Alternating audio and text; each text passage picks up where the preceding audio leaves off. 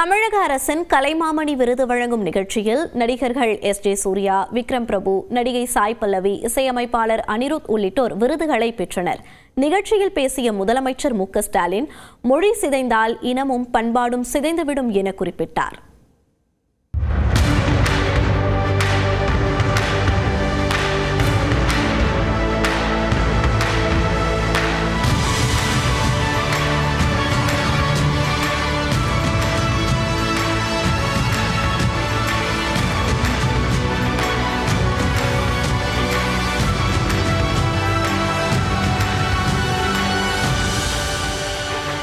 பல ஆண்டுகளாக இயல், இசை, நாடக கலைக்கு சேவை செய்த கலைஞர்களின் பங்களிப்பை பாராட்டி தமிழக அரசு அவர்களுக்கு கலைமாமணி விருதை வழங்கி வருகிறது.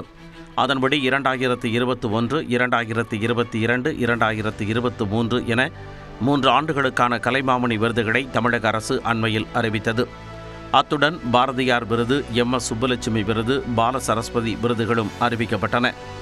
இதைத் தொடர்ந்து கலைமாமணி விருது வழங்கும் நிகழ்ச்சி சென்னை கலைவாணர் அரங்கில் நடைபெற முதலமைச்சர் மு.க.ஸ்டாலின், துணை முதலமைச்சர் உதயநிதி, விருதாளர்கள் உள்ளிட்டோர் பங்கேற்றனர். நிகழ்ச்சியில் பேசிய முதலமைச்சர் மு.க.ஸ்டாலின், மூத்த கலைஞர்கள் மட்டுமின்றி திறமையான இளம் வயதினரும் சரியாக அடையாளம் காணப்பட்டு விருதுகள் அளிக்கப்படுவதாக தெரிவித்தார். மூத்த கலைஞர்களுக்கு மட்டுமில்லாம வளர்ந்து வரக்கூடிய இளம் கலைஞர்களையும் அடையாளம் கண்டு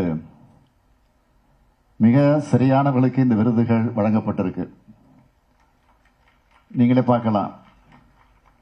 90 வயதான மதிப்புக்குரிய முத்துக்கண்ணம்மாள் அவர்களும் விருது பெறுகிறார்கள். இளம் இசையமைப்பாளர் அனிருத் அவர்களும் விருது பெறுகிறார். ராக்கெட் வேகத்தில் தங்கம் உயர்ந்து கொண்டிருக்கும் இந்த வேளையில் தங்கத்தை விட கலைமாமணி விருதுக்கு மதிப்பு அதிகம் என்று முதலமைச்சர் கூறினார். இன்னைக்கு நாட்டில் தங்கத்தோட விலை என்னன்னு உங்களுக்கே தெரியும். ராக்கெட் வேகத்தில் ஒரு நாளைக்கு 2 முறை விலை ஏறிட்டு இருக்கு. இந்த விருது அறிவிச்ச அன்றைக்கு இருந்த தங்கத்தோட விலையும் இன்னைக்கு இருக்கக்கூடிய விலையும் ஒப்பிட்டு பார்த்தாலே புரியும். ஆனா அவ்வளவு மதிப்புக்குரிய வகையில் அமைந்திருக்கிறது. தங்கத்தை விட கலைமாமணின்னு புகழ் சேர்க்கும் பட்டத்துக்கு தான் மதிப்பு அதிகம். ஏன்னா இது தமிழ்நாடு தர்ற பட்டம். முத்தமிழ் கலைஞர்களை திராவிட அரசு போற்றி வருவதாகவும் முதலமைச்சர் மு.க.ஸ்டாலின் பெருமிதத்துடன் குறிப்பிட்டார். உலகில் எந்த கலைஞருக்கும் எந்த அரசாங்கமும் இப்படி ஒரு பாராட்டு விழாவை நடத்துறதில்லைன்னு இசைஞானி அவர்களை குறிப்பிட்டார். என் மேல ஏன் இவ்வளவு பாசம்னு என்னால புரிஞ்சிக்க முடியலன்னு சொன்னார். இசைஞானி மேல இருப்பது நமக்கு இருப்பது என்ன என்று கேட்டால் கலை பாசம், தமிழ் பாசம், தமிழர் என்கிற பாசம். அதனால்தான் அந்த விழாவை எடுத்தோம். மொழி சிதைந்தால் இனமும் பண்பாடும் சிதைந்துவிடும் என்றார் முதலமைச்சர். மொழி சிதைந்தால் இனமும் பண்பாடும் சிதைஞ்சிடும். நம்ம அடையாளமே அழிஞ்சிடும். அடையாளம் அழிஞ்சா தமிழர்னு சொல்லிக்கிற தகுதியை இழந்துடுவோம். தமிழர் என்ற தகுதியையும் சுயமரியாதை விடந்து வாழறதுல என்ன பயன்? அதனால கலைகளை காப்போம், மொழியை காப்போம், இதயத்தை காப்போம், இனத்தை காப்போம், அடையாளத்தை காப்போம். இதைத் தொடர்ந்து விருது வழங்கும் நிகழ்ச்சி நடைபெற்றது. நடிகர்கள் விக்ரம் பிரபு, எஸ்.ஜே. சூர்யா, மணிகண்டன், பாடலாசிரியர் விவேகா, இயக்குனர் லிங்குசாமி, நடன இயக்குனர் சாண்டி உள்ளிட்டோருக்கு முதலமைச்சர் கலைமாமணி விருதுகளை வழங்கி கௌரவித்தார்.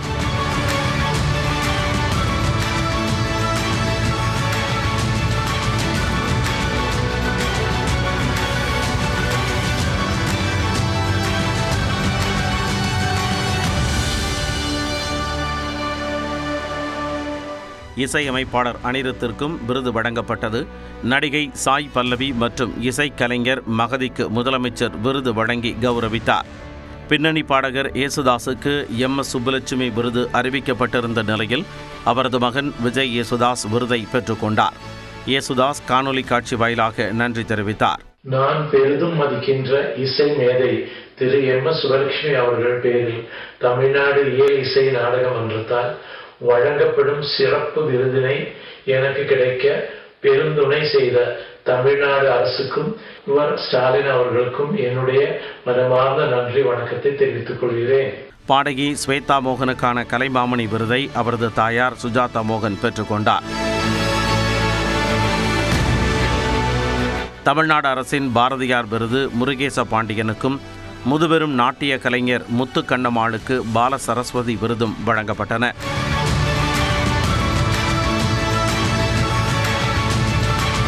விருது பெற்ற கலைஞர்களுக்கு தலா 3 சவரன் தங்கப்பதக்கமும் விருது பட்டயமும் வழங்கப்பட்டது.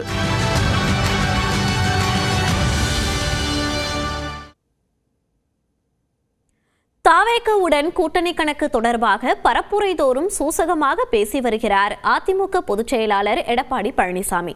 தாவேக கொடியை சுட்டிக்காட்டி பிள்ளையார் சுழி போட்டாச்சு என இபிஎஸ் பேசியது அரசியல் வட்டாரத்தில் பெரும் கவனத்தை பெற தாவேகவை அதிமுக நெருங்குகிறதா என்ற பேச்சு எழுந்திருக்கிறது. சட்டப்பேரவை தேர்தலை முன்னிட்டு ஓராண்டிற்கு முன்பாகவே அதிமுக பாஜக கூட்டணி உறுதியானது. உள்துறை அமைச்சர் அமித்ஷா இதற்காக கடந்த ஏப்ரல் மாதமே சென்னை வந்து கூட்டணி அறிவிப்பை வெளியிட்டார். இதன் பிறகு அடுத்த சில மாதங்களில் பரப்புரையை தொடங்கிய எடப்பாடி பழனிசாமி தங்கள் கூட்டணிக்குள் இன்னும் பெரிய பெரிய கட்சிகள் வர இருப்பதாக ட்விஸ்ட் கொடுத்தார். கூட்டணி ஆட்சிக்கு தயார் என ஏற்கனவே கூறியிருந்த தாவேகா தலைவர் விஜய்க்கு அழைப்பு விடுப்பது குறித்தும் அவ்வப்போது சூசகமாக பேசி வந்தார் எடப்பாடி பழனிசாமி. இதன் நடுவே கரூரில் விஜய் பரப்புரையின் போது ஏற்பட்ட கூட்ட நெரிசல் சம்பவம் தமிழ்நாட்டையே உலுக்கியது. அது தொடர்பாக கருத்து தெரிவித்த பழனிசாமி ஆளும் அரசின் நிர்வாகத்தின் மீது குற்றம் சாட்டினார். அதே சமயம் நெரிசல் விவகாரம் குறித்து வீடியோ வெளியிட்ட தாவேகா தலைவர் விஜய் தனக்கு ஆதரவாக பேசிய அரசியல் கட்சி தலைவர்களுக்கு நன்றி தெரிவித்தார். இப்படியான சூழலில் சிறு இடைவெளிக்கு பிறகு மீண்டும் பரப்புரை களத்திற்கு வந்தார் எடப்பாடி பழனிசாமி. தருமபுரி மாவட்டத்தில் அவரை வரவேற்று தாவேகா பெயரில் பேனர்கள் காணப்பட நாமக்கல் மாவட்ட பரப்புரையில் தாவேகா கொடியும் பறந்தது. குமாரபாளையம் பிரச்சார கூட்டத்திலும் தாவேகா கொடி அசைய, அதோ பாருங்க கொடி பறக்குதா, பிள்ளையார் சூழி போட்டுட்டாங்க என ஆரவாரத்துடன் பேசினார் எடப்பாடி பழனிசாமி. அதிமுக தலைமையிலே அமைக்கப்படுகின்ற கூட்டணி வலுவான கூட்டணியா இருக்கும். பாருங்க கொடி பறக்குது, பிள்ளையார் சொல்லி போட்டாங்க, எழுச்சி ஆரவாரம். இந்த விவகாரம்தான் தற்பொழுது அரசியல் களத்தில் விவாத பொருளாக மாறியிருக்கிறது. ஏற்கனவே கூட்டல் நெரிசல் விவகாரத்தில் கடும் விமர்சனங்களை எதிர்கொண்டு வரும் தாவேகாவை அதிமுக நெருங்குவதாக அரசியல் வட்டாரத்தில் பேச்சு எழுந்துள்ளது. இது குறித்து கருத்து தெரிவித்திருக்கும் அமமுக பொதுச் செயலாளர் டிடிவி தினகரன், விஜய் தலைமையில்தான் கூட்டணி என்று தாவேகாவினர் குறிப்பிடும் நிலையில் புதிய கட்சியிடம் செல்லும் அளவுக்கு பழனிசாமி பலவீனமடைந்து விட்டாரா என கேள்வி எழுப்பினார். விஜய் அவர்கள் என்ன மதுரை மாநாட்டில் கூட சொன்னார், எங்க தலைமையில தான் ஆட்சி அமையும், எங்க தலைமையை ஏற்று கூட்டணி வாங்கன்னு சொல்றாரு, மற்ற கட்சிகளுக்கு அனுப்பி விடுறாரு. அப்ப பழனிசாமி விஜய் அவர்களின் தலைமையை ஏற்று அந்த கூட்டணியில் செல்வதற்கு தயாராகிவிட்டார். அந்த அளவுக்கு எடப்பாடி பழனிசாமியுடைய கட்சி இடிஎம்கே பலவீனமாயிட்டு வருவதா காமிக்குது. விஜய் வந்தால் பாஜகவை பழனிசாமி கலற்றி விடுவார் என்றும் தினகரன் பேசினார். இப்பயும் அவருக்கு விஜய் அவர்கள் கூட்டணிக்கு வந்தா பாஜக கூட கலட்டி விட தயாராக இருப்பார் என்பது. ஆனா விஜய் வருவாரா என்பது தெரியவில்லை. ஏன்னா அவர் தலைமையில கூட்டணி அமைக்கணும், அவர் முதலமைச்சர் வேட்பாளராக போட்டியிட வேண்டும் என்பது அவங்க கட்சியோட கோட்பாடு. பழனிசாமியை முதலமைச்சர் ஆக்குவதற்காக அவர் கட்சி ஆரம்பித்திருக்கிறாரா? அந்த தொண்டர்கள் அதை ஏற்றுக்கொள்வார்களா? இல்ல விஜய் தான் இவரோட கூட்டணிக்கு வந்து பழனிசாமி முதலமைச்சராக தூக்கி பிடிப்பாரா? அதே சமயம் விஜய்க்காக குரல் கொடுத்தவர் எடப்பாடி பழனிசாமி என்று கூறியிருக்கிறார் அதிமுக முன்னாள் அமைச்சர் செல்லூர் ராஜு. பழனிசாமியின் பரப்புரை கூட்டத்திற்கு தாவேகாவினர் தன்னெழுச்சியாக வருவதாகவும் கூறியுள்ளார். பொதுச் செயலாளர் பேசுகிற இடங்கள்லாம் அவங்களா தண்ணி எழுச்சியாக வந்து இதெல்லாம் வந்து எங்க கட்சி வந்து அந்த தரந்தாழ்ந்து போற கட்சியே கிடையாது. அதிமுக தொண்டன் புரட்சி தலைவர் அம்மாவுடைய தொண்டன் எவனாவது அடுத்த கட்சி கொடியை தூக்குனா வரலாறு உண்டா?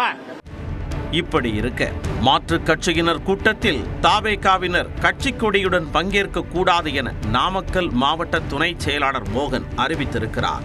2ஆம் கட்ட தலைவர்கள் வாய்மூடியிருக்கும் நிலையில் இதுதான் தாவேகா தலைமையின் நிலைப்பாடா என்றும் பார்க்க வேண்டியுள்ளது.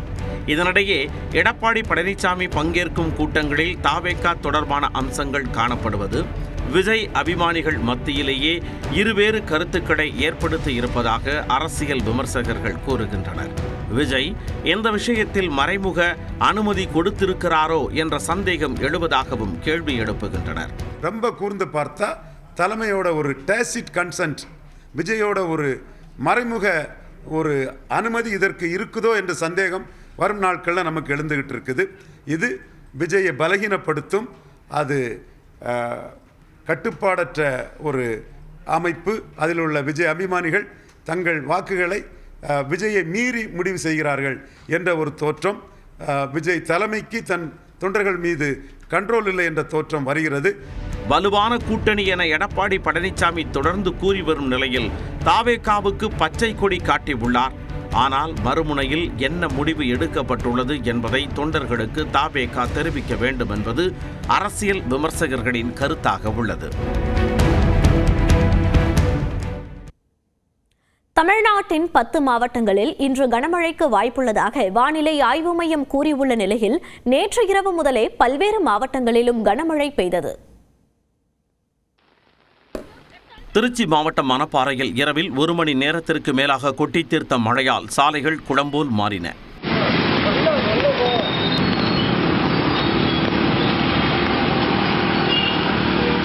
மணப்பாறை பேருந்து நிலைய பகுதியில் தேங்கிய மழை நீரால் வாகன ஓட்டிகளும் சாலையோர வியாபாரிகளும் அவதியடைந்தனர்.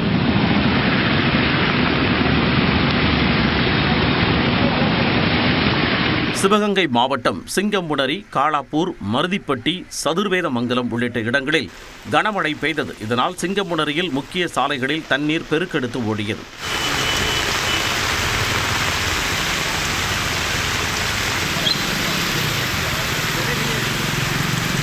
கள்ளக்குறிச்சி மாவட்டத்தில் பகலில் வெயில் வாட்டிய நிலையில் கள்ளக்குறிச்சி, உடுந்தூர்பேட்டை, திருக்கோவிலூர், ரிஷிவந்தியம் உள்ளிட்ட பகுதிகளில் இரவில் வெளுத்து வாங்கிய மழையால் வெப்பம் தணிந்தது.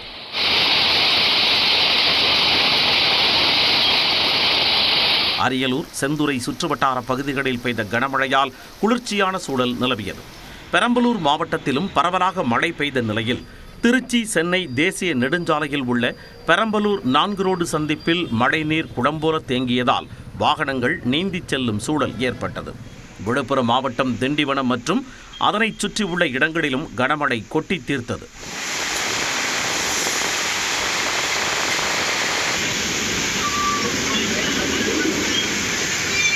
இதேபோல புதுச்சேரியிலும் உப்படம், நெல்லித்தோப்பு, கருவடிக்குப்பம் உள்ளிட்ட பகுதிகளில் இடி மின்னலுடன் கனமழை பெய்தது.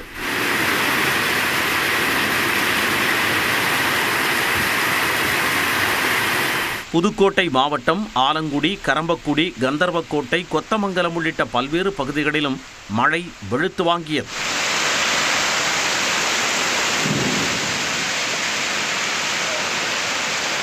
இந்த நிலையில் தமிழ்நாட்டில் 10 மாவட்டங்களில் இன்று கனமழைக்கு வாய்ப்புள்ளதாக வானிலை ஆய்வு மையம் தெரிவித்துள்ளது.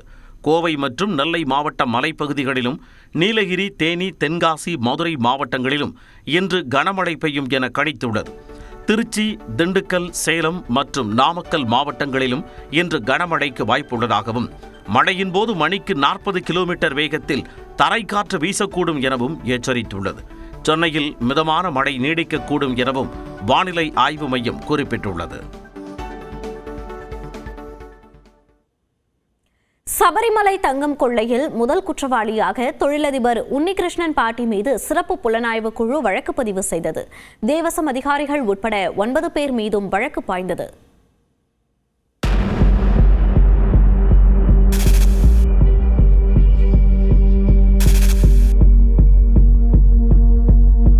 ஆண்டுதோறும் லட்சக்கணக்கான பக்தர்களை ஈர்க்கும் சபரிமலை ஐயப்பன் கோவிலில் தங்கம் திருடப்பட்ட குற்றச்சாட்டு பூதாகரமான நிலையில் ஐயப்பன் கோவிலில் தங்கத்தை திருடியது யார் என்ற கேள்வி கேரளாவில் புயலை கிளப்பியுள்ளது. அது மட்டுமன்றி ஐயப்ப பக்தர்களையும் அதிர்ச்சியடைய செய்துள்ளது. 1998ஆம் ஆண்டில் சபரிமலை ஐயப்பன் கோவிலுக்கு தொழிலதிபர் விஜய் மல்லையாவின் யூபி குடும்பத்தால் 30 கிலோ தங்கம் காணிக்கையாக வழங்கப்பட்டது.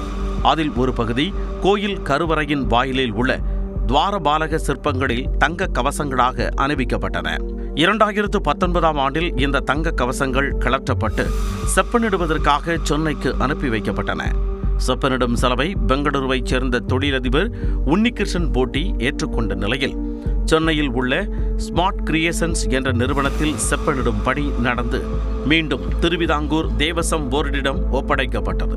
இதேபோல் கோயில் கருவறை கதவுகளில் உள்ள தங்க தகடுகளை செப்பனிடும் பொறுப்பையும் உன்னிகிருஷ்ணன் ஏற்று செய்து கொடுத்தார். இந்நிலையில் துவாரபாலகர்கள் சிலைகளில் இருந்து தங்க கவசங்கள் மீண்டும் கழற்றப்பட்டு செப்பனிடுவதற்காக சமீபத்தில் சென்னைக்கு அனுப்பி வைக்கப்பட்டன. அப்பொழுது நீதிமன்றத்தால் நியமிக்கப்பட்ட சபரிமலை சிறப்பு ஆணையரின் அனுமதியின்றி அந்த கவசங்கள் கழற்றப்பட்டதாக கேரள உயர்நீதிமன்றத்தில் முறையிடப்பட்டது. இதை நீதிமன்றம் விசாரித்த போதுதான் 2019 ஆண்டில் கவசத்தை கழற்றிய போது அதில் இருந்து 4 கிலோ 54 கிராம் தங்கம் மாயமான அதிர வைக்கும் தகவல் அம்பலமானது. இதனிடையே தேவசம் போர்டு அதிகாரிகளுக்கு உன்னிகிருஷ்ணன் அனுப்பியிருந்த இமெயில் ஒன்று வெளியாகி பெரும் அதிர்வலையை உருவாக்கியது.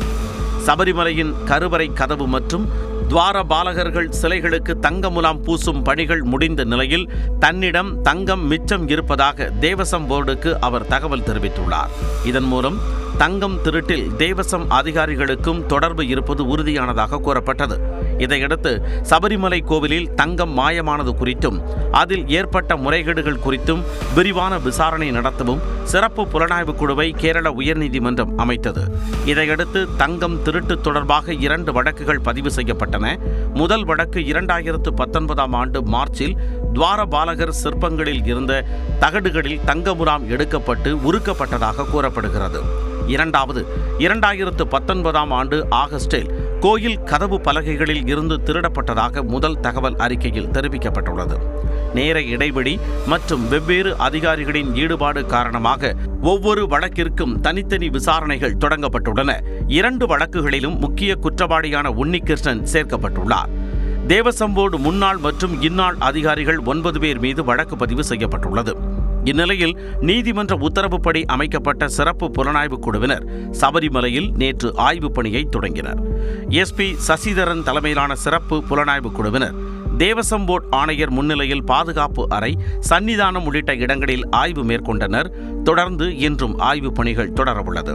விசாரணையை 6 வாரங்களுக்குள் முடிக்க வேண்டும் என்றும் சீல் வைக்கப்பட்ட உரையில் அறிக்கைகளை நேரடியாக நீதிமன்றத்திற்கு சமர்ப்பிக்க வேண்டும் என்றும் நீதிமன்றம் உத்தரவிட்டுள்ளதால் விசாரணை மிகவும் ரகசியமாகவே வைக்கப்பட்டுள்ளது.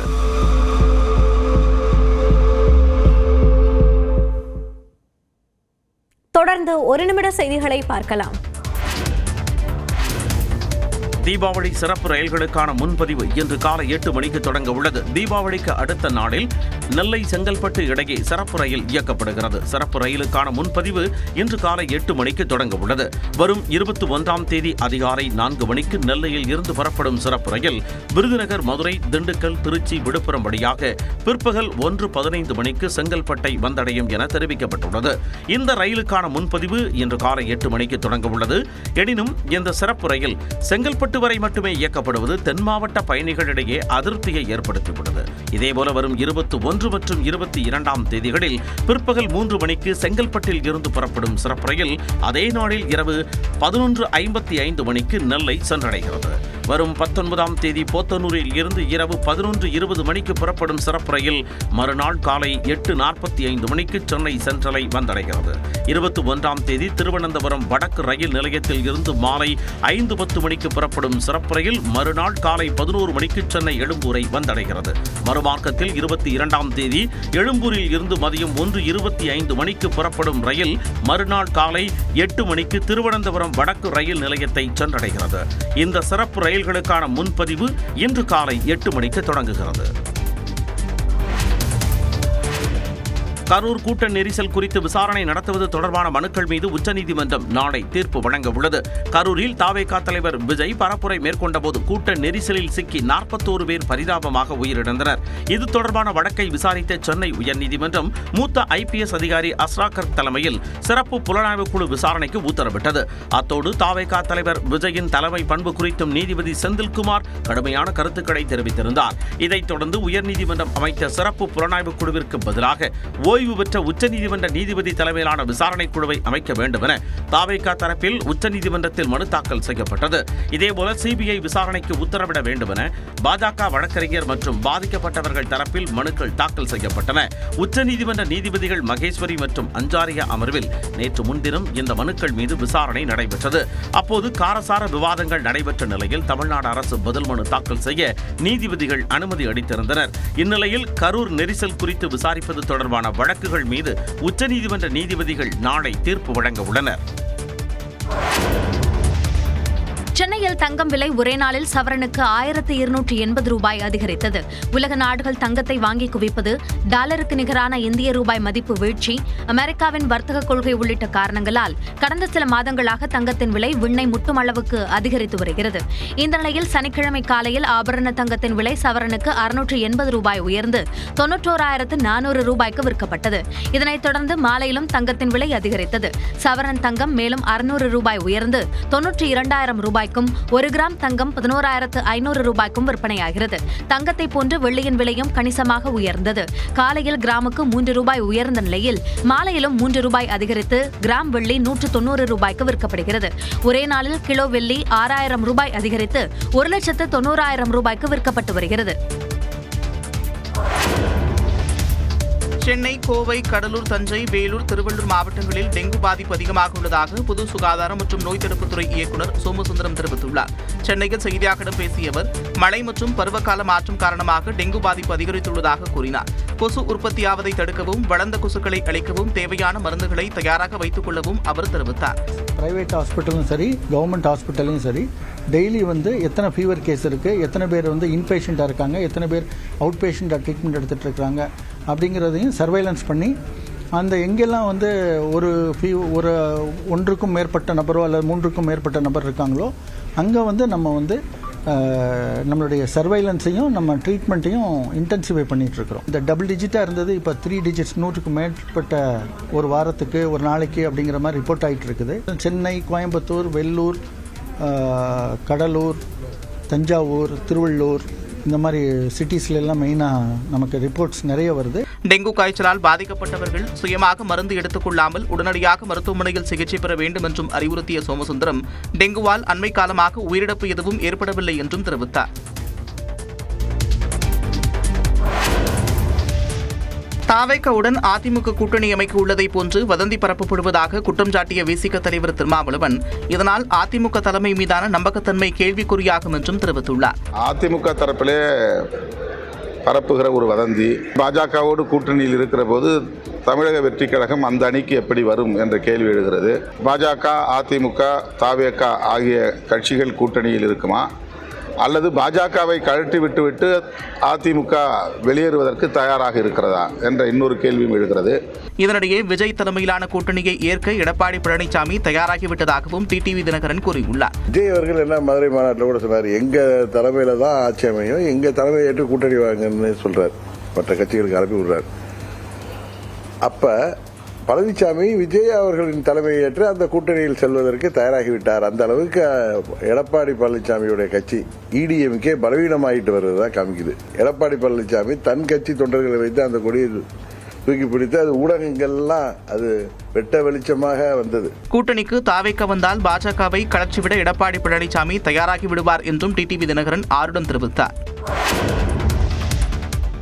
தாவேகாவுடன் அதிமுக கூட்டணி வைத்தால் பாஜகவை கழட்டி விட்டுவிடும் என சொந்த பிரச்சனைகளால் டிடிவி தினகரன் கூறுவதாக பாஜக மாநில தலைவர் நயினார் நாகேந்திரன் தெரிவித்துள்ளார். என் மேலேயும் கொஞ்சம் வெறுப்பாக தான் பேசினாங்க, இப்போ ஒன்றுமே பேசலை. அவருடைய சொந்த பிரச்சனைகளுக்காக கட்சிகளை பற்றி பேசுவது என்பது அது சரியான கருத்தாக இருக்காது என்பது என்னுடைய கருத்து. இந்நிலையில் தமிழகம் தலைநிமிர தமிழனின் பயணம் என்கிற பெயரில் பாஜக மாநில தலைவர் நயினார் நாகேந்திரன் இன்று மதுரையில் பரப்புரை பயணத்தை தொடங்க உள்ளார். இதில் மத்திய அமைச்சர்கள் நிர்மலா சீதாராமன், எல் முருகன் உள்ளிட்டோர் பங்கேற்க இருப்பதாக தெரிவிக்கப்பட்டுள்ளது. இது தொடர்பாக திண்டுக்கல் மாவட்டம் பழனியில் செய்தியாளர்களிடம் பேசிய அவர், சட்டப்பேரவை கூட்டத்தொடர் நடைபெற இருப்பதால் முதற்கட்ட பயணம் சென்னையை சுற்றி திட்டமிடப்பட்டுள்ளதாக தெரிவித்தார்.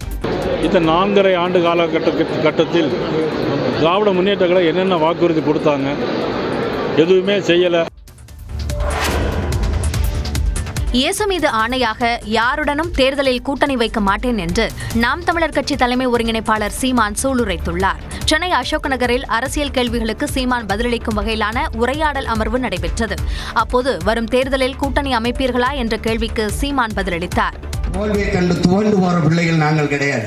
வெற்றியும் தோல்வியும் சம அளவிலே சமமாக மதிக்கக்கூடிய வீரர்கள் நாங்கள். எங்களுக்கு ரெண்டும் ஒண்ணுதான். அதனால எந்த காலத்திலேயும் தேர்தல் உடன்பாடு கிடையாது. அது ஒவ்வொரு தடவையும் நீங்க கேட்டே இருக்கீங்க, நான் ஒவ்வொரு தடவையும் பதில் சொல்லிட்டே இருக்கேன். அதனால இனிமேல் இறைமகன் இயேசு மேல் ஆணையா எவரோடும் கூட்டு கிடையாது. ஓட்டு பழக்கம் அவரோட சேருவாரா இவரோட சேருவாரா? இந்த நிலத்திலே மிகப்பெரிய கட்சி நாம் தமிழர் கட்சி தான். எப்போது சட்டமன்றம் செல்வீர்கள் என்ற கேள்விக்கு பதிலளித்த சீமான், மக்கள் மற்றும் இறைவன் அருளால் வரும் தேர்தலிலேயே நடக்கும் என்று நம்பிக்கை தெரிவித்தார். தான் ஆட்சிக்கு வந்தால் பிக்பாஸ் போன்று எங்கும் குற்றங்கள் நடைபெறா வண்ணம் கண்காணித்துக் கொண்டே இருப்பேன் என்றும் சீமான் கூறினார். தெருக்கள், சாலைகளுக்கு சூட்டப்பட்ட சாதி பெயர்களை மாற்றும் திட்டம் குறித்து அதிமுக பொதுச் செயலாளர் எடப்பாடி பழனிசாமி விமர்சித்திருந்த நிலையில் அமைச்சர் தங்கம் தென்னரசு அதற்கு பதிலளித்துள்ளார். அவர்களே, எண்ணிக் கொள்ளுங்கள், 7 மாதம் திராவிட முன்னேற்ற ஆயுள் காலம் 7 மாதம் தான் இருக்குது. அவர் சொல்றார், ஜாதியின் பெயரிலோ மதத்தின் பெயரிலோ தெருக்கள் இருக்கக்கூடாது. வேண்டாம், இருக்க வேண்டாம், நல்லதுதான். ஆனா யாரு பேரை வைக்கிற? உங்க அப்பா பேரை கொண்டாந்து வைக்கலான்னு அறிக்கை விட்டு, இதுதான் தவறு. நீங்கள் யாருடைய பெயரை வைக்க வேண்டாம். எனக்கு எந்த தலைவருடைய பெயரையும் வச்சா ஒரு தலைவர் வைக்கல அப்படின்னு பிரச்சனை வந்துகிட்டு இருக்கோம். முதலமைச்சருடைய உயர்ந்த நோக்கோடு அமைக்கப்பட்டிருக்கக்கூடிய இந்த திட்டங்களுக்கு அவர் வேறு வண்ணம் பூசக்கூடிய அளவில் தன்னுடைய பரப்புரை பயணங்களில் இதை இழித்தும் பழித்தும் பேசக்கூடிய ஒரு நிலையினை அவர்கள் மேற்கொண்டிருப்பது முழுமையாக கண்டிக்கத்தக்கது என்பதை, நல்ல திட்டங்களுக்கும் வேறு விதமான திரிபு நோக்குகளை கொண்டு வர வேண்டும் என்கின்ற அவருடைய தனியாத ஆசையினுடைய அடிப்படையில் அவர் உண்மைகளை திரித்து நாட்டு மக்களிடத்தில் தவறான கருத்துக்களை பரப்பிக் கொண்டிருக்கிறார். சமையல் எரிவாயு டேங்கர் லாரி உரிமையாளர்கள் காலவரையற்ற வேலைநிறுத்த போராட்டத்தில் ஈடுபட்டுள்ள நிலையில் 2 சங்கங்களைச் சேர்ந்தவர்கள் போராட்டத்தை வாபஸ் பெற்றுள்ளனர். டேங்கர் லாரிகளுக்கு எண்ணெய் நிறுவனங்களின் புதிய விதிமுறைகளால் 700க்கும் மேற்பட்ட லாரிகளுக்கு பணி வழங்கப்படாததை கண்டித்து தென்மண்டல எல்பிஜி டேங்கர் லாரி உரிமையாளர்கள் வேலை நிறுத்தத்தில் ஈடுபட்டுள்ளனர். இதனால் 5500க்கும் மேற்பட்ட டேங்கர் லாரிகள் கடந்த வியாழக்கிழமை முதல் நிறுத்தி வைக்கப்பட்டுள்ளன. நாமக்கல்லை தலைமையிடமாக கொண்டு செயல்படும் எல்பிஜி டேங்கர் லாரி கூட்டமைப்பு சார்பில் 1600 லாரிகள் வேலை நிறுத்தத்தில் ஈடுபட்டிருந்த நிலையில் அதில் ஒரு தரப்பினர் போராட்டத்தை கைவிட்டுள்ளனர். ஸ்ட்ரைக்கு அலௌன்ஸ் பண்றாங்க. என்ன காரணத்துக்கு அலௌன்ஸ் பண்றாங்கன்னா அவங்க இஷ்டத்துக்கு அலௌன்ஸ் பண்றாங்க. தலைவர் இஷ்டத்துக்கு போய் எல்லாம் பண்ணிட்டு இருக்காரு. தலைவர் ஆமா ஒருதலை பட்சமா எங்களுக்கு சில விஷயங்கள்லாம் பாதிக்கப்படுற மாதிரி பண்ணிட்டு இருக்காரு. இதேபோல் தென்மண்டல SC/ST எல்பிஜி டேங்கர் உரிமையாளர்கள் சங்கத்தினர் போராட்டத்தில் கலந்து கொள்ளவில்லை என்று அறிவித்துள்ளனர். எல்பிஜி டேங்கர் லாரி உரிமையாளர்களின் வேலை நிறுத்த போராட்டத்திற்கு தடை விதிக்க கோரி இந்தியன் ஆயில் எண்ணெய் நிறுவனம் சார்பில் சென்னை உயர்நீதிமன்றத்தில் மனு தாக்கல் செய்யப்பட்டுள்ளது. அதில் லாரி உரிமையாளர்களின் போராட்டம் சட்டவிரோதமானது என்றும் பொதுமக்களுக்கு சமையல் எரிவாயு தட்டுப்பாடு ஏற்படும் என்றும் மனுவில் தெரிவிக்கப்பட்டுள்ளது. இந்த மனு நாளை விசாரணைக்கு வருகிறது. உள்நாடு மட்டுமின்றி உலக நாடுகளின் தேவையையும் பூர்த்தி செய்யும் அளவுக்கு வேளாண் பொருட்கள் உற்பத்தியை அதிகரிக்க வேண்டும் என்று பிரதமர் நரேந்திர மோடி வலியுறுத்தியுள்ளார். டெல்லியில் உள்ள வேளாண் ஆராய்ச்சி நிறுவனத்தில் நடைபெற்ற நிகழ்ச்சியில் 35,440 கோடி ரூபாய் மதிப்பிலான 2 வேளாண் திட்டங்களை பிரதமர் நரேந்திர மோடி தொடங்கி வைத்தார்.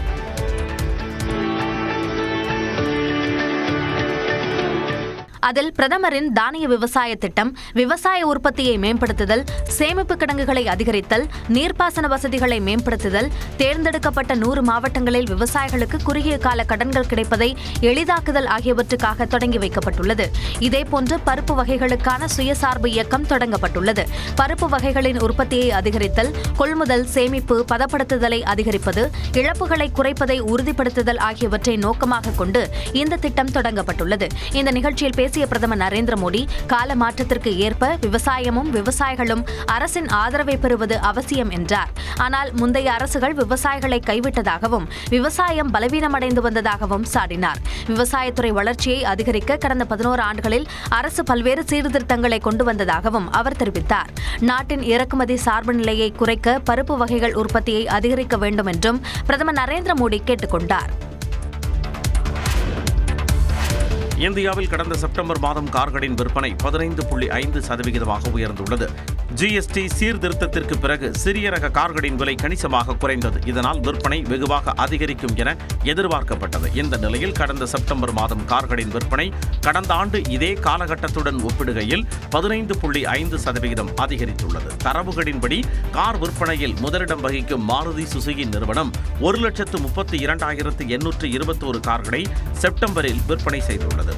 அதற்கு முந்தைய மாதத்துடன் ஒப்பிடுகையில் இது 1.2% அதிகரித்துள்ளது. ஆனால் கடந்த ஆண்டின் செப்டம்பர் மாதத்துடன் ஒப்பிடுகையில் 8.4% சரிந்துள்ளது. அதே நேரம் டாடா நிறுவனம் 59,667 கார்களை விற்பனை செய்துள்ளது. இது அதற்கு முந்தைய மாதம் மற்றும் கடந்த ஆண்டு செப்டம்பர் மாதத்துடன் ஒப்பிடுகையில் சுமார் 45% அதிகரித்துள்ளது. மஹிந்திரா நிறுவனம் 56,233 கார்களையும், ஹூண்டாய் 51,547 கார்களையும், டயாட்டோ 27,089 கார்களையும் விற்பனை செய்துள்ளன.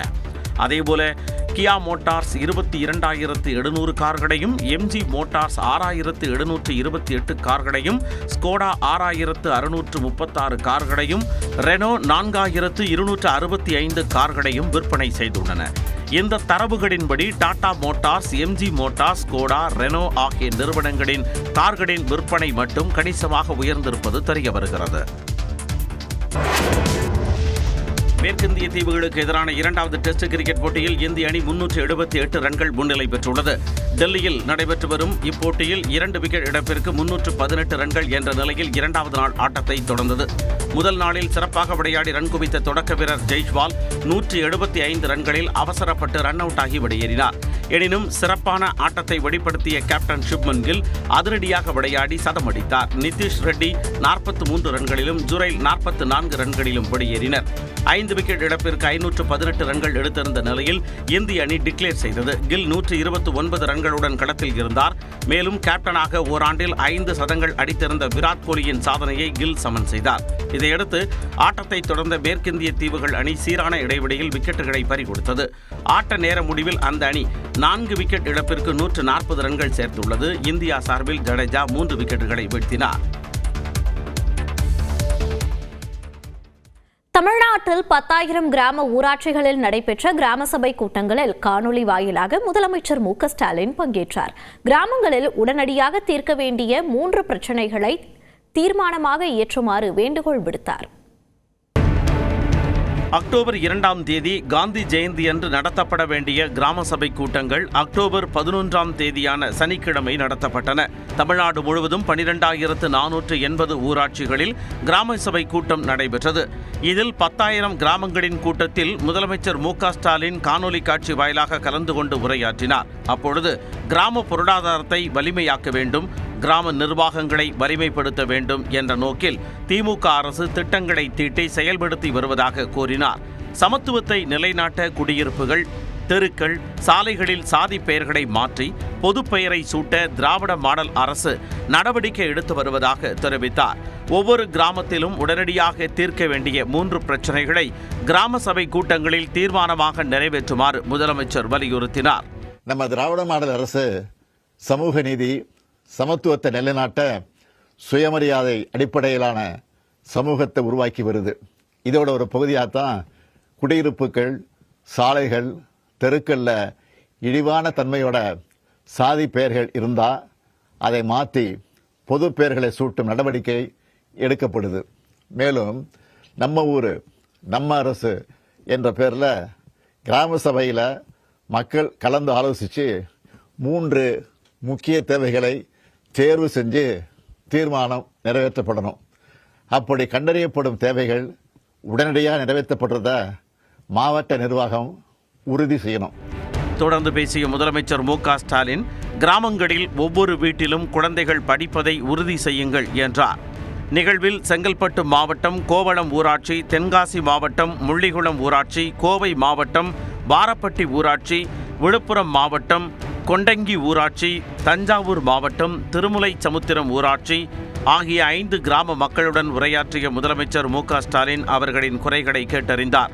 ஏதாவது வேணுமா, ஏதாவது பிரச்சனை இருக்கா, குறை இருந்தா அதுதான் சொல்லுங்கன்றான். 3 கோரிக்கை இருக்குங்க. அதை சொல்லுங்க. கோவளம் கூட்டூர்ல இருந்து கேளம்பாக்கம் ரோட் ஃபுல்லா தெரு விளக்கு வேணுங்கய்யா, இது ஒண்ணு. அது மாதிரி குன்றுக்காடு பகுதியில பைப்லைன் ஈசிஆர் ஒட்டி உள்ள குண்டுகாட் பகுதிக்கு பைப்லைன் வேணுங்க ஐயா. அது மாதிரி கோவளம் பகுதியை சேர்ந்த கார்மேல் நகருக்கு 100 மீட்டருக்கு சிமெண்ட் ரோடு வேணுங்க ஐயா. இதை நிறைவேற்றி கொடுத்தா ரொம்ப நல்லதா இருக்கும் ஐயா. நீங்க ஏதாவது ப்ரொபோசல் கொடுத்துருக்கீங்களா? ஏற்கனவே கொடுத்துருக்கீங்களா? இந்த கிராம சபால அது கொடுத்துருக்கோங்க ஐயா. சரிம்மா, சரி, பார்த்து சார். நன்றிமா. எங்க மக்களின் சார்பாக மறுபடியும் நன்றி. எல்லாருக்கும் நன்றிமா. அரசு திட்டங்களின் செயல்பாடு குறித்தும் மக்களிடம் முதலமைச்சர் கேட்டறிந்தார். தொடர்ந்து எக்ஸ்பிரஸ் 18 செய்திகளை பார்க்கலாம். சிவகங்கை அருகே கோயில் திருவிழாவையொட்டி நடைபெற்ற வடமாடு மஞ்சுவிரட்டு போட்டியை திரளான மக்கள் கண்டுகளித்தனர். சித்தாலங்குடி கௌரி மகாராஜா கோயில் உற்சவ விழாவையொட்டி நடைபெற்ற மஞ்சுவிரட்டு போட்டியில் சிவகங்கை, தேனி, திண்டுக்கல், புதுக்கோட்டை உள்ளிட்ட பல்வேறு மாவட்டங்களிலிருந்து பங்கேற்ற காளைகளை இளைஞர்கள் அடக்கி பரிசுகளை தட்டிச் சென்றனர். சிறப்பான வீரர்கள் சீட்டியடிகள் கைதட்டுங்கள், வீரர்களை உற்சாகப்படுத்துங்கள், உற்சாகப்படுத்துங்கள், சீட்டியடிகள் கைதட்டுங்கள், வீரர்களை உற்சாகப்படுத்துங்கள், உற்சாகப்படுத்துங்கள். ஈரோடு மாவட்டம் வாய்ப்பாடி ரயில் சுரங்கப்பாதையில் தேங்கிய மழைநீரில் அரசு பேருந்து பழுதாகி நின்றது. வாய்ப்பாடி ரயில்வே நுழைவுச்சாலை வழியாக சென்னிமலையிலிருந்து விஜயமங்கலம் வரை செல்லும் அரசு பேருந்து சுரங்கப்பாதையில் தேங்கிய தண்ணீரில் சிக்கி பழுதாகி நின்றது. அங்கு இடுப்பளவு தண்ணீர் தேங்கியிருந்த நிலையில் 15க்கும் மேற்பட்ட பயணிகள் பாதுகாப்பாக வெளியேறினர். காஞ்சிபுரத்தில் பருவமழை தொடங்கும் முன்பே தாமல் ஏரி நிரம்பியதால் மக்கள் மகிழ்ச்சி அடைந்தனர். ஆந்திராவில் பெய்து வரும் தொடர் மழை காரணமாக பொன்னை ஆற்றில் நீர்வரத்து அதிகரித்த நிலையில் கம்பன் கால்வாய், கோவிந்தவாடி கால்வாய் வழியாக வெளியேறும் நீர் காஞ்சிபுரம் மாவட்டத்தின் பெரிய ஏரியான தாமல் ஏரியை வந்தடைந்தது. முழு கொள்ளளவான 18 அடியை தாமல் ஏரி எட்டியதால் மக்கள் உற்சாக குடியல் போட்டு மகிழ்ந்தனர்.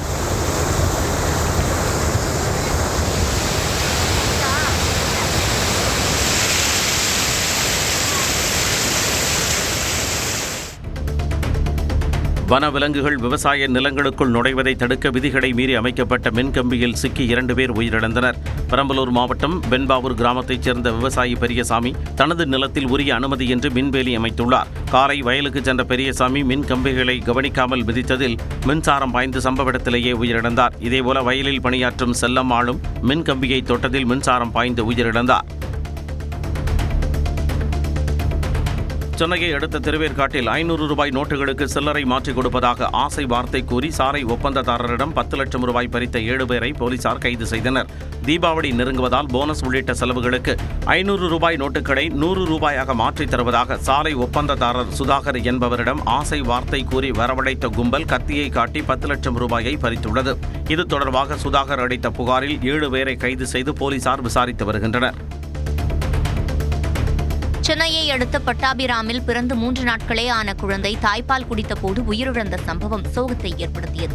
ஆயல்சேரியைச் சேர்ந்த ஸ்ரீனிவாசன், பிரைசி தம்பதிக்கு 3 நாட்களுக்கு முன் ஆண் குழந்தை பிறந்தது. இந்நிலையில் பிரைசி குழந்தைக்கு தாய்ப்பால் கொடுத்த போது திடீரென உயிரிழந்ததாக கூறப்படுகிறது. புறையேறி குழந்தை உயிரிழந்ததாக கூறப்படும் நிலையில் போலீசார் விசாரித்து வருகின்றனர். நெல்லை மாவட்டம் திடியூர் அருகே எலிக்காய்ச்சல் பாதிப்பால் மூடப்பட்ட தனியார் பொறியியல் கல்லூரியை வங்கித் தேர்வுக்காக திறக்க அனுமதி அளிக்கப்பட்டுள்ளது. மேலத்திடியூரில் உள்ள PSN பொறியியல் கல்லூரியில் 8 மாணவர்களுக்கு எலிக்காய்ச்சல் ஏற்பட்டதால் சுகாதாரமற்ற குடிநீர் பயன்படுத்தப்பட்டதாக கூறி கல்லூரியை மூட சுகாதாரத்துறை உத்தரவிட்டது. இந்த நிலையில் அங்கு ஞாயிற்றுக்கிழமை தேசிய அளவிலான வங்கி போட்டித் தேர்வு நடைபெற இருப்பதாக முன்னரே அறிவிக்கப்பட்டது. எனவே தேர்வு நடைபெறும் குறிப்பிட்ட அறைகள், கழிவறைகளை சுத்தம் செய்து பயன்படுத்த அனுமதி அளிக்கப்பட்டுள்ளது. மேலும் வெளியே இருந்து குடிநீர் கொண்டு வந்து பயன்படுத்தவும் அறிவுறுத்தப்பட்டுள்ளது. கடலூர் மாவட்டம் சாத்தனூர் அணையில் இருந்து வினாடிக்கு 6200 கன அடி வீதம் உபரி நீர் திறக்கப்பட்டுள்ளதால் தென்பெண்ணை ஆற்றின் கரையோர மக்களுக்கு வெள்ள அபாய எச்சரிக்கை விடுக்கப்பட்டுள்ளது. தென்பெண்ணை ஆற்றின் கரையோர பகுதியில் ஆற்றை கடக்கக்கூடாது, குளிப்பதற்காகவும் துணி துவைப்பதற்காகவும் ஆற்றில் இறங்கக்கூடாது, கால்நடைகளை மேய்க்க வேண்டாம் என மக்களுக்கு கடலூர் மாவட்ட ஆட்சியர் CB ஆதித்ய செந்தில்குமார் அறிவுறுத்தியுள்ளார். மேலும் தென்பெண்ணை ஆற்றின் கரையோரம் உள்ள கிராமங்களை அரசு அதிகாரிகள் தொடர்ந்து கண்காணித்துக் கொண்டே இருக்க வேண்டும் என உத்தரவிட்டுள்ளார். ராணிப்பேட்டை மாவட்டத்தின் பாலாற்றில் கரை உரண்டு ஓடும் வெள்ள நீரால் கரையோரம் வசிக்கும் மக்களுக்கு வெள்ள அபாய எச்சரிக்கை விடுக்கப்பட்டுள்ளது. ஆந்திர பிரதேச மாநிலம் கலவகுண்டா அணையில் இருந்து நீர் திறப்பு அதிகரிப்பு காரணமாக பொன்னை அணைக்கட்டு நீர்வரத்து அதிகரித்த நிலையில் 11000 கன அடி நீர் வெளியேற்றப்படுகிறது. இதனால் பொன்னை மற்றும் பாலாற்றில் வெள்ளப்பெருக்கு ஏற்பட்டுள்ள நிலையில் கரையோரம் வசிக்கும் 30க்கும் மேற்பட்ட கிராம மக்களுக்கு வெள்ள அபாய எச்சரிக்கை விடுக்கப்பட்டது. நாகை மாவட்டம் திட்டச்சேரி அருகே சாலை வசதி இல்லாததால் கால்வாயில் இறங்கி சடலத்தை எடுத்துச் செல்லும் அவல நிலை இருப்பதாக கிராம மக்கள் வேதனை அடைந்துள்ளனர். மரைக்காஞ்சாவடி பகுதியில் வசிக்கும் மக்கள் சுடுகாட்டிற்கு செல்ல சாலை வசதி இல்லை என கூறப்படுகிறது. இதனால் பனங்குடி பிராவடையான் ஆற்றுப்பாலத்திற்கு செல்ல தண்ணீர் தேங்கி நிற்கும் வாய்க்காலில் இறங்கி மக்கள் செல்லும் நிலை உள்ளது. மழை காலங்களில் தண்ணீர் அதிக அளவில் செல்வதால் வாய்க்காலை கடப்பது சிரமமாக இருப்பதாகவும் பாலம் அமைக்க அரசு நடவடிக்கை எடுக்க வேண்டும் எனவும் கிராம மக்கள் கோரிக்கை விடுத்துள்ளனர். மேற்கு வங்கத்தில் மருத்துவ மாணவி கூட்டு பாலியல் வன்கொடுமை செய்யப்பட்ட சம்பவம் பெரும் அதிர்வலையை ஏற்படுத்தியுள்ளது. ஆண் நண்பர் மீது பெண்ணின் பெற்றோர் குற்றம் சாட்டியுள்ள நிலையில் குற்றவாளிகள் சிக்குவார்களா? பார்க்கலாம் இந்த தொகுப்பில்.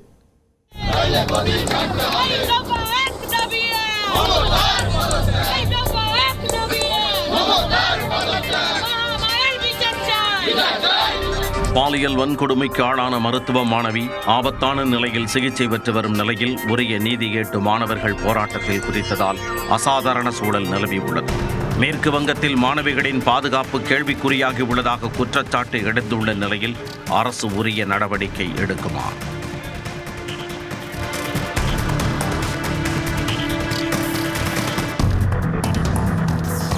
மேற்கு வங்க மாநிலம் பசிம் பர்தமான் மாவட்டத்தின் துர்காப்பூரில் தனியார் மருத்துவக் கல்லூரி ஒன்று அமைந்துள்ளது. இந்த கல்லூரியில் ஒடிசாவைச் சேர்ந்த 23 வயதான மாணவி 2ஆம் ஆண்டு மருத்துவம் படித்து வருகிறார். இவர் வெள்ளிக்கிழமை இரவில் 8:30 மணியளவில் கல்லூரி வளாகத்தில் இருந்து தனது ஆண் நண்பருடன் உணவு அருந்த வெளியே சென்றுள்ளார். ஆள் நடமாட்டம் இல்லாத இடத்தில் கல்லூரிக்கு வெளியே அடையாளம் தெரியாத 3 நபர்கள் அங்கு நின்றிருந்தனர். அவர்கள் திடீரென மாணவியின் அருகே வந்து அவரின் ஆண் நண்பரை தாக்கி விரட்டியுள்ளனர். பின்னர் தனியாக சிக்கிய மாணவியை வலுக்கட்டாயமாக அருகில் உள்ள காட்டுப்பகுதிக்கு இழுத்துச் சென்றுள்ளனர். அங்கு அவரை மிரட்டி கூட்டு பாலியல் வன்கொடுமை செய்ததாக கூறப்படுகிறது. இது தொடர்பாக பாதிக்கப்பட்ட மாணவி தனது தோழிகளிடம் தெரிவித்துள்ளார். அதை கேட்டு அதிர்ச்சியடைந்த தோழிகள் அந்த மாணவியை அருகில் உள்ள தனியார் மருத்துவமனைக்கு அழைத்துச் சென்று அனுமதித்துள்ளனர். அத்துடன் மாணவியின் பெற்றோருக்கும் தகவல் கொடுத்துள்ளனர். உடனே பதறி அடித்துக் கொண்டு துர்காப்பூர் விரைந்த குடும்பத்தினர் போலீசில் புகார் அளித்துள்ளனர். புகாரின் பேரில் சம்பவ இடத்திற்கு சென்ற போலீசார் தடயங்களை சேகரித்து விசாரணையை தொடங்கினர். கல்லூரி வளாகத்தில் உள்ள CCTV கேமரா காட்சிகளையும் ஆய்வு செய்து விசாரணையை தீவிரப்படுத்தியுள்ளனர். இதனிடையே சம்பவத்தின் போது மாணவியிடம் இருந்து செல்போன் மற்றும் 5000 ரூபாயை மர்ம நபர்கள் பறித்ததாக அவரின் பெற்றோர் கூறியுள்ளனர். குறிப்பாக மாணவியுடன் சென்ற ஆண் நண்பர் மீது சந்தேகம் எழுப்பியுள்ளனர். அவர்தான் மாணவியை தவறாக வழிநடத்தி ஆளில்லாத இடத்திற்கு அழைத்துச் சென்றதாகவும் குற்றம் சாட்டியுள்ளனர். எனவே இச்சம்பவத்தில் அவருக்கும் தொடர்பு இருக்குமோ என அச்சம் தெரிவித்துள்ளனர். இதன் அடிப்படையில் மாணவியுடன் சென்ற ஆண் நண்பரையும் போலீசார் தங்களது விசாரணை வளையத்திற்குள் கொண்டு வந்தனர். குற்றவாளிகளை விரைந்து கைது செய்து கடும் தண்டனை வழங்க கோரி மருத்துவ மாணவர்கள் போராட்டத்தில் குதித்துள்ளனர். மாணவர்கள் மட்டுமின்றி எதிர்க்கட்சியினர் மற்றும் மாதர் சங்கத்தினரும் போராட்டத்தில் ஈடுபட்டதால் துர்காப்பூரில் அசாதாரண சூழல் நிலவியுள்ளது. ஏற்கனவே கடந்த ஆண்டு ஆகஸ்ட் மாதம் கொல்கத்தாவில் உள்ள RG கர் மருத்துவக் கல்லூரி மருத்துவமனையில் முதுநிலை பயிற்சி மருத்துவர் பாலியல் வன்கொடுமைக்கு உள்ளாக்கி கொலை செய்யப்பட்டார். இந்த சம்பவத்தை கண்டித்து நாடு முழுவதும் போராட்டம் வெடித்தது. இது தொடர்பான வழக்கில் சஞ்சய் ராய் என்பவர் கைது செய்யப்பட்டு அவருக்கு ஆயுள் தண்டனை விதிக்கப்பட்டுள்ளது. கடந்த ஜூலை மாதம் கொல்கத்தா சட்டக்கல்லூரி வளாகத்தில் மாணவி ஒருவர் கூட்டு பாலியல் வன்கொடுமை செய்யப்பட்டது அதிர்ச்சியை ஏற்படுத்தியது. இது தொடர்பாக முன்னாள் மாணவர், கல்லூரி செக்யூரிட்டி உட்பட 4 பேர் கைது செய்யப்பட்டனர். தற்போது துர்காப்பூரில் உள்ள தனியார் மருத்துவக் கல்லூரிக்கு வெளியே 2ஆம் ஆண்டு மருத்துவ மாணவி 3 பேர் கொண்ட கும்பலால் கூட்டு பாலியல் வன்கொடுமை செய்யப்பட்ட சம்பவம் மேற்கு வங்கத்தில் அதிர்வலையை ஏற்படுத்தியுள்ளது. தொடர்ந்து எக்ஸ்பிரஸ் 18 செய்திகளை பார்க்கலாம். திருப்பூரில் மதுபான கூடம் திறக்க எதிர்ப்பு தெரிவித்து திரளான பெண்கள் போராட்டத்தில் ஈடுபட்டனர். புலுவப்பட்டி 4 ரோடு பகுதியில் தனியார் மதுபான கூடம் திறக்க பணிகள் நடைபெறுவதாக தெரிகிறது. இதனை அறிந்த பெண்கள் மதுபான கூடத்தால் அப்பகுதியில் பெண்களுக்கு பாதுகாப்பு அச்சுறுத்தல் ஏற்படக்கூடும் என கூறி போராட்டத்தில் ஈடுபட்டனர். சாலை மறியலில் ஈடுபட முயன்ற பெண்களை போலீசார் தடுத்து நிறுத்தினர். டெல்லியிலிருந்து வெளிநாடுகளுக்கு கடத்த இருந்த 8 கோடி ரூபாய் மதிப்பிலான செம்மரக்கட்டைகளை ஆந்திர செம்மர கடத்தல் தடுப்பு பிரிவு போலீசார் பறிமுதல் செய்தனர்.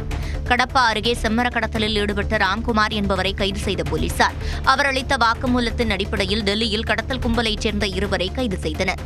மேலும் அவர்களிடமிருந்து 8 கோடி ரூபாய் மதிப்பிலான 356 செம்மரக்கட்டைகளை பறிமுதல் செய்தனர். புரட்டாசி 4வது சனிக்கிழமையொட்டி கரூர் தாந்தோன்றிமலை ஸ்ரீ கல்யாண வெங்கடரமண சுவாமி கோயிலில் சிறப்பு பூஜைகள் விமர்சையாக நடைபெற்றன. பாலாலய பணிகள் காரணமாக நடப்பாண்டு திருத்தேர் ஊர்வலம் ரத்து செய்யப்பட்ட நிலையில் கோயில் வளாகத்தில் தோன்றிய சுவாமிகளை திரளான மக்கள் வணங்கினர். விழாவில் முன்னாள் அமைச்சர் MR விஜயபாஸ்கர் கலந்து கொண்டு சாமி தரிசனம் செய்தார். நாமக்கல் மாவட்டம் ராசிபுரம் அருகே பைக்கை ஓரமாக நிறுத்தக் கூறியதால் போதையில் இருந்த இளைஞர்கள் அரசு பேருந்து ஓட்டுநரை தாக்கிய சம்பவம் அதிர்ச்சியை ஏற்படுத்தியுள்ளது. சேலம் பழைய பேருந்து நிலையத்திலிருந்து ராசிபுரம் புதிய பேருந்து நிலையத்தை நோக்கி அரசு பேருந்து சென்றது. அங்குள்ள மாதா கோயில் அருகே சென்றபோது சாலையில் இடையூறாக நின்றிருந்த பைக்கை ஓரமாக நிறுத்தி வைக்குமாறு பேருந்து ஓட்டுநர் தமிழ்செல்வன் கூறினார். அங்கிருந்த இளைஞர்கள் போதையில் இருந்த நிலையில் ஓட்டுநரை தாக்கினார். இதுகுறித்து அளிக்கப்பட்ட புகாரின் அடிப்படையில் அந்த இளைஞர்களை ராசிபுரம் காவல்துறையினர் தேடி வருகின்றனர். சென்னை மாநகராட்சி பகுதிகளில் மழைநீரை தேங்காமல் வெளியேற்றுவதற்காக மோட்டார்கள் தயார் நிலையில் இருப்பதாக மாநகராட்சி மேயர் பிரியா தெரிவித்தார். அண்ணாநகர் மேற்கு விரிவாக்கம் பகுதியில் உள்ள பூங்காவில் இறகுப்பந்து உள் விளையாட்டரங்கம் கட்ட பூமி பூஜை நடைபெற்றது. இதில் அமைச்சர் சேகர் பாபு, மேயர் பிரியா உள்ளிட்டோர் கலந்து கொண்டனர். பின்னர் செய்தியாளர்களிடம் பேசிய மேயர் பிரியா மழைநீர் வடிகால் பணிகள் பல்வேறு இடங்களில் நிறைவடைந்துள்ளதாக தெரிவித்தார். இப்போ 20 சென்டிமீட்டர் மழை பெய்யுது அப்படின்னா நம்மளுக்கு மோட்டார் தேவைப்படும். அந்தந்த லோலைன் ஏரியாஸ் எல்லாமே கண்டறிந்து 100 HP கொண்ட மோட்டார் முன்னதாகவே அந்த பகுதிகளில் நியமிக்கப்படும். அதற்கான ஏற்பாடுகள் மாநகராட்சி சார்பாக ஏற்பாடு செய்யப்பட்டிருக்கிறது. ஈரோட்டில் மது போதையில் ATM இயந்திரத்தை உடைத்து கொள்ளையடிக்க முயன்ற நபரை போலீசார் கைது செய்தனர். ஈரோடு காவிரி சாலையில் உள்ள SBI வங்கியின் ATM மையத்தில் ஹெல்மெட் அணிந்த நபர் நீண்ட நேரம் பணம் எடுக்காமல் நின்றிருந்ததை பார்த்து வங்கி மண்டல மேலாளர் விஜயகுமார் போலீசாருக்கு தகவல் கொடுத்தார். விரைந்து வந்த கருங்கல்பாளையம் போலீசார் அந்த நபரை பிடித்தனர். அவர் மதுபோதையில் கொள்ளையடிக்க முயன்றது தெரிய வந்தது. அவரை கைது செய்து விசாரணை நடத்தியதில் அவர் நாமக்கல் மாவட்டம் பள்ளிப்பாளையத்தைச் சேர்ந்த கட்டுமான தொழிலாளி கேசவன் என்பது தெரிய வந்தது. கரூரில் கூட்ட நெரிசல் ஏற்பட்டு 41 பேர் உயிரிழந்த சம்பவத்திற்கு அரசு உரிய பாதுகாப்பு அளிக்காததுதான் காரணம் என்று முன்னாள் அமைச்சர் ராஜேந்திர பாலாஜி குற்றம் சாட்டினார். விருதுநகர் மாவட்டம் ஸ்ரீவில்லிபுத்தூரில் அதிமுக சார்பில் நடந்த நிகழ்ச்சியில் பேசிய அவர் திமுக அரசை விமர்சித்தார். எப்படி கடன் வாங்க வேண்டும், எப்படி மக்களை கடனாளியாக்க வேண்டும் என்பதால் வித்தையை தெரிந்து கொண்ட முதலமைச்சராகத்தான் இன்றைக்கு ஸ்டாலின் இருக்கிறார். தூத்துக்குடியில் தீயணைப்புத்துறை சார்பில் பொதுமக்களுக்கு தீ விபத்து தவிர்ப்பு விழிப்புணர்வு ஏற்படுத்தப்பட்டது. தீபாவளி பண்டிகை நெருங்கும் நிலையில் தூத்துக்குடி தீயணைப்பு நிலையத்தில் நடைபெற்ற நிகழ்வில் குழந்தைகள், பெண்கள் உள்ளிட்டோருக்கு பாதுகாப்பாக பட்டாசு வெடிப்பது, தீ விபத்து சம்பவங்களை தவிர்ப்பது உள்ளிட்ட முன்னெச்சரிக்கை நடவடிக்கைகள் குறித்து தீயணைப்பு வீரர்கள் விழிப்புணர்வு ஏற்படுத்தினர். சென்னை அடுத்த திருவொற்றியூரில் உள்ள ஸ்ரீ ஆதிபுரீஸ்வரர் தியாகராஜ சுவாமி கோயிலில் திருநாளை போவார் நாயனார் குருபூஜை விமர்சையாக நடைபெற்றது. 63 நாயன்மார்களில் ஒருவரான திருநாளை போவார் நாயனாருக்கு எண்ணெய் காப்பு சாத்தப்பட்டு பால், பஞ்சாமிர்தம் உள்ளிட்ட திரவியங்கள் கொண்டு அபிஷேகம் நடைபெற்றது. தொடர்ந்து வண்ண மலர்களால் அலங்கரிக்கப்பட்டு தீபாராதனை காட்டப்பட்ட நிலையில் திரளான மக்கள் தரிசித்தனர். அமெரிக்க அதிபர் டொனால்டு டிரம்பின் உண்மையான வயது 79ஆக இருப்பினும் அவரது இதயத்தின் வயது 65 என்று மருத்துவ அறிக்கையில் தெரிவிக்கப்பட்டுள்ளது. மேரிலாந்தில் உள்ள தேசிய ராணுவ மருத்துவ மையத்தில் டிரம்ப் மருத்துவ பரிசோதனை செய்து கொண்டதை அடுத்து அவரது தனிப்பட்ட மருத்துவர் வெள்ளை மாளிகைக்கு ஒரு அறிக்கையை சமர்ப்பித்தார். அதில் அதிபர் டிரம்பின் இதயம், நுரையீரல், நரம்பு மண்டலம், உடல் செயல்பாடு ஆகியவை மிகவும் வலுவாக இருப்பதாகவும் ECG அடிப்படையில் மதிப்பிடப்பட்ட இதய வயது அவரது உண்மையான வயதை விட 14 வயது இளமையானது என்றும் தெரிவித்துள்ளார்.